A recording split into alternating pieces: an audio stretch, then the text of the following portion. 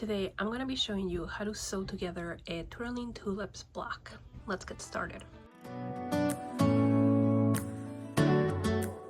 So I've already cut all of my pieces, and the very first step is to sew the quarter circle units.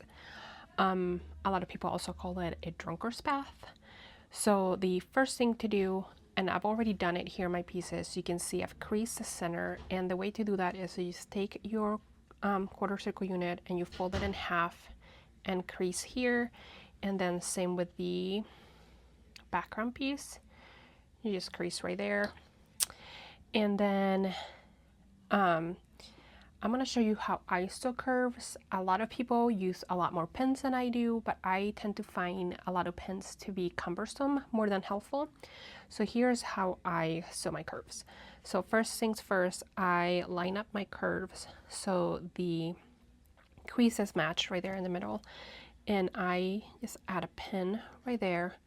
And then you could throw a pin right here, but what I do is I just hold the two pieces together and I make sure that these straight edges are lined up, and then I take it to my sewing machine and I add probably 2 or 3 stitches.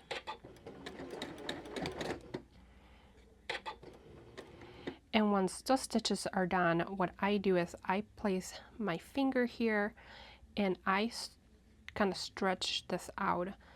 I don't stretch it, that's a bad word, but I slide this down so that the bottom piece here is laying flat on my sewing machine, and then with my fingers I just gently arrange the top piece so that the edges match. And then I just sew, making sure that this edge, it's right up against kind of this edge on my 1/4 inch seam foot. And it's just kind of very gently guided.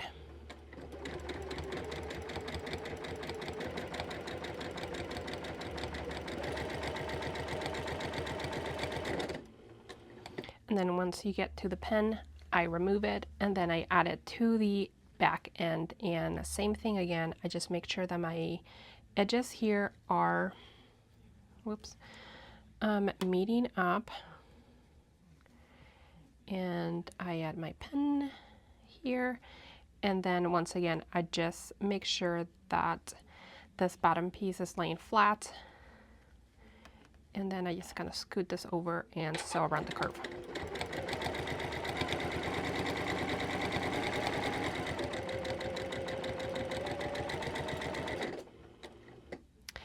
And then for each body unit, you just do 1 curve piece. Nope, I just lied to you. For each body unit, you will need 3 matching. So here I have my 3, 1, 2, 3, and I'm going to go press these. So here I am on my pressing table, and I have my 3/4 circle units already sewn together. And the next step is to actually press them. Now usually when sewing curves, my preferred method for pressing is to actually press to the side, because you see here this piece just kind of wants to fall open naturally, and I find that just makes it easier to press. However, for this pattern, I recommend that you press your 1/4 circle units open, because otherwise you have a lot, when putting the block together, you're going to have a lot of really thick seams. So I'm going to show you how to press these open. So you just place them right side down on your pressing table, and then with your fingers you're going to gently kind of press that open, and then take your iron and just come in here and just kind of lift and press down, lift and press down. And there we go. I have a little pucker there, but that's going to be just okay. And there we go. So then I do like to give it 1 last press kind of on the top. And there we go. So now I'm going to press my other 2 1/4 circle units.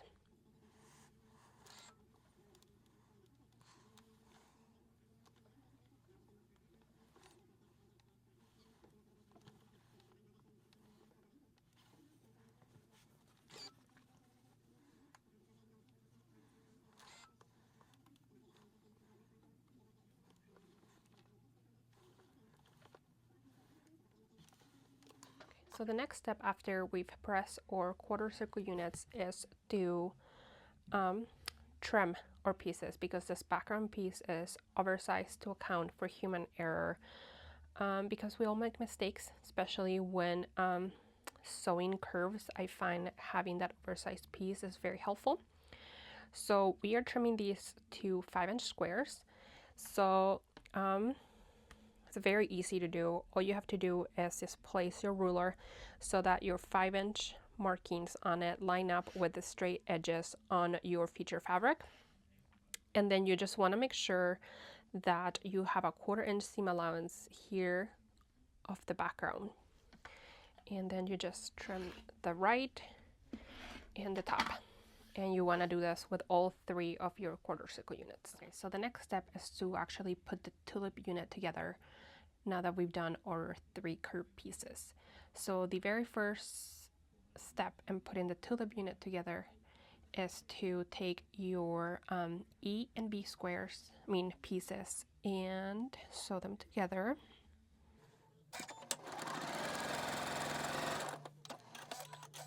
And I'm gonna go press this, and you can press open or you can press to the dark side. Now that I've pressed the next step is to add our D rectangle to the top, which goes right here. So I'm just gonna turn this and sew these together.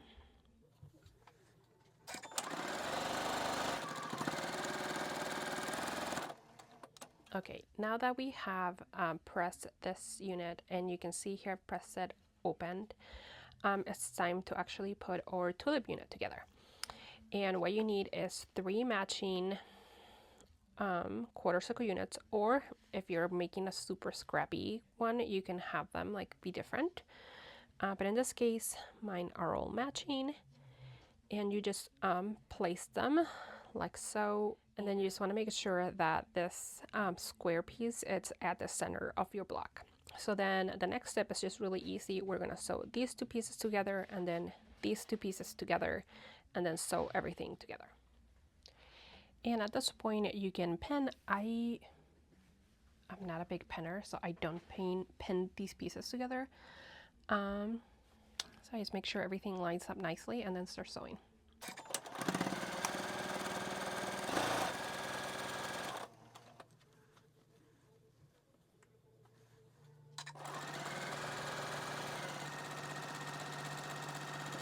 Okay, as you can see here, I've gone ahead and pressed these pieces, and I pressed both of them open. And next is I just have to sew them together, again making sure that we have a circle and that this piece is at the center. And like I said earlier, I'm not a huge pinner, but I am going to pin here at the middle because I want to make sure that this seams matches perfectly. And to do that, I'm just going to place these 2 right sides together. Then I'm going to make sure that the seam matches, and I'm going to add that pin.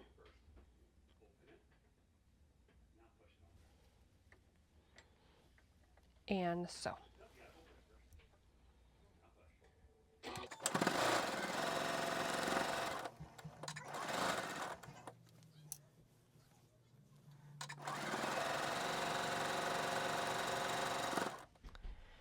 And here we go. Here's my tulip unit all together, my 3 quarter circle units, and then the center bud.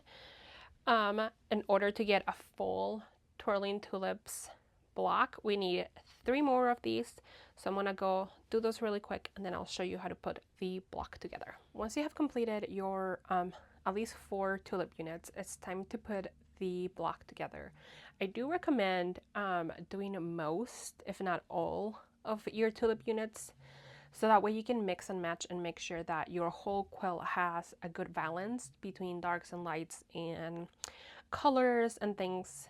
You can use a design wall, a bed, a floor. I've used them all, they all work. So right now I am going to put this block together, and I already know how I want to place them within the block. So first things first, my purple one, it's gonna go down here at the bottom right. Then I'm gonna put this pink one here, this darker pink here, and the yellow one here. And then all you're doing is sewing these 2 units together, these 2 units together, and then the top and the bottom together. And this is the part where having press open really helps, because otherwise these junctions here, here, and here, you would have a really thick seams. So that's why I recommend pressing open when you're sewing your quarter circle units. So I'm gonna place these right sides together, and I don't usually pin a lot, but I am going to be pinning these to make sure that these seams here match nicely and things aren't shifting around.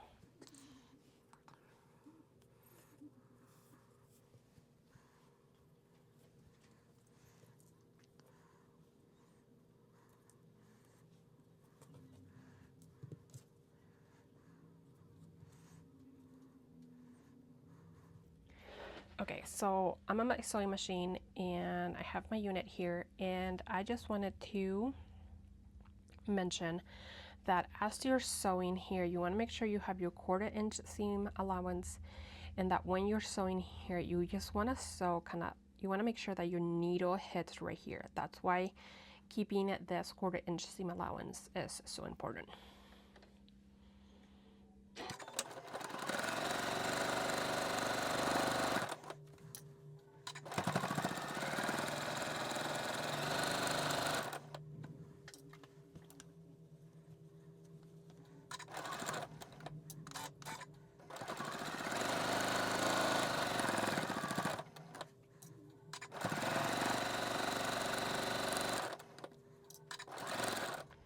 Okay, so I'm on my pressing table and I have my 2 rows of the block here with me. And first thing I'm gonna do is actually set the seam here. And then I am going to place this so that it's laying flat, right side down. And then I am going to gently kind of finger press this open, and you'll see, even though we did kind of some seam management, we made sure to press these seams here open. This seam is still a little bit thick, so you just want to make sure to kind of press it down with your fingers and then put your iron down. And after a second, you can just move it and then press the other half of that seam. And then I like to turn this little row around so that the right side's facing up, and then I like to give it one more press right here. And that way I make sure that this is laying as flat as possible. So now I'm gonna do that with my second row.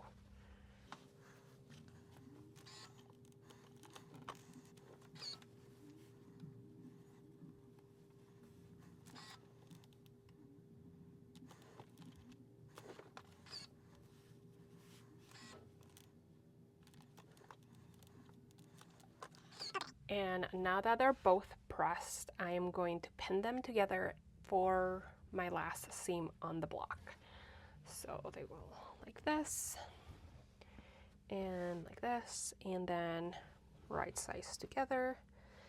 And it's gonna be kind of the same thing I did when I was sewing the units together. I'm going to be making sure to put my pins right here at these seams, and then the center as well. So let's see here.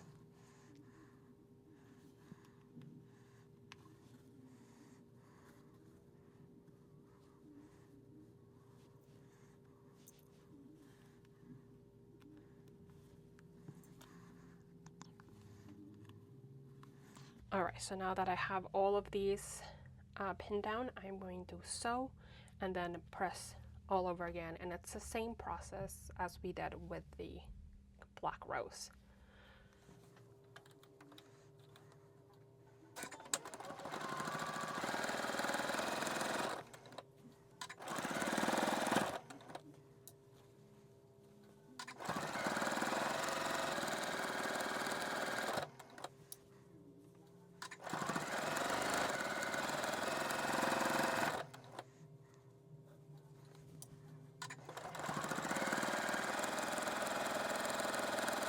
Okay, so I just sewed the seam, and same as before, I am going to set my seam with my hot iron, and then I'm going to use my fingers to kind of press it open and then press it.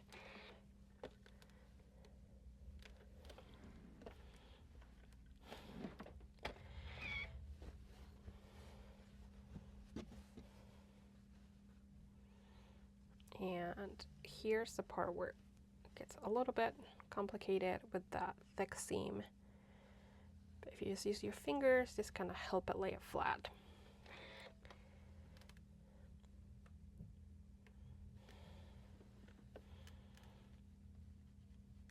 And then I know it's hard to see from this angle, but I am lifting my iron.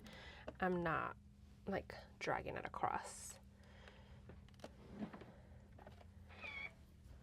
And then, same as before, I'm going to give this a nice press over the top, with the right side up.